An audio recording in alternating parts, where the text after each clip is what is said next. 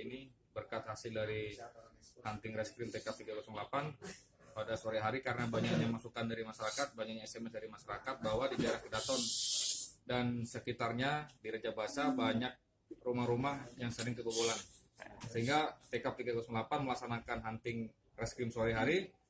Tepatnya kemarin sore kurang lebih pukul 2 siang, TK 308 mendapat seorang laki-laki yang mencurigakan dengan membawa motor tergesa-gesa dari sebuah perumahan. Nah, setelah itu dikejar, anggota sudah mengatakan polisi berhenti, namun tidak berhenti, kemudian berhasil dilakukan pengamanan dan penangkapan.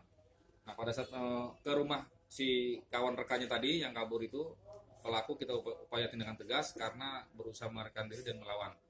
Nah, dari hasil pengembangan kami, pelaku atas nama AF ini orang Tegeneneng Pesawaran, umur 28 tahun.